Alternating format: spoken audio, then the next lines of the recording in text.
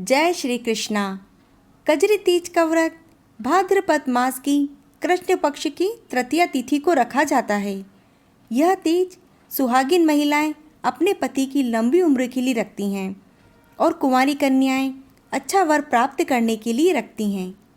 इस व्रत में चांद को अर्घ्य देने के बाद व्रत का पारण किया जाता है। आइए सुनते हैं कजली तीज की कथा। एक साहूकार के 4 बेटे और बहुएं थीं। तीनों बहुएं भरे पूरे परिवार से थी, परंतु उनकी छोटी बहू के मायके में कोई नहीं था। बड़ी तीज आने पर तीनों बहुओं के घर से सत्तू आया, लेकिन छोटी बहू का मन इस विचार से दुखी हो गया कि उसके लिए सत्तू कहाँ से आएगा, उसके घर में तो कोई नहीं है।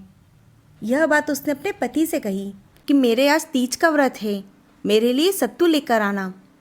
उसके पति ने कहा कि मैं सत्तू कहाँ से लाऊं? पत्नी बोली कि कहीं से भी लेकर आओ, चोरी करो, डाका डालो, परंतु सत्तू लेके अवश्य आओ। उसके पति ने उसके लिए सत्तू लाने का पूरा प्रयास किया, परंतु उसे सफलता नहीं मिली। जब वह शाम को घर लौटा और अपनी पत्नी का उदास चेहरा देखा तो वह रात भर सो न सका।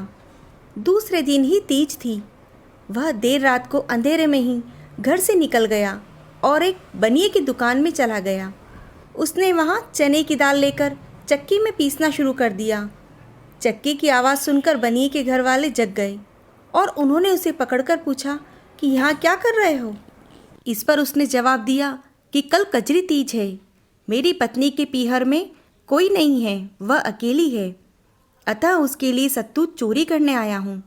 आपकी दुकान में से मैंने दाल, चीनी, घी सभी ले लिए, इसीलिए यहाँ से सत्तू बनाकर ले जा रहा था।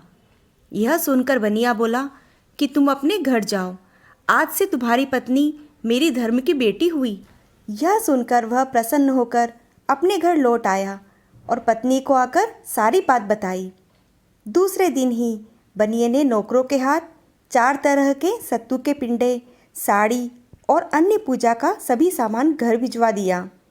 जिठानियों ने जब यह सब देखा तो वह कहने लगी कि तुम्हारे पीहर में तो कोई नहीं है, फिर यह सब कहाँ से आया? तब देवरानी ने उन्हें सारी बात बताई और कहा कि यह सब मेरे धर्म के पिता ने भेजा है। फिर सबने मिलकर कजली माता की पूजा करी। हे कजली माता, सभी पर अपनी कृपा दृष्टि ऐसे ही बनाए रखना।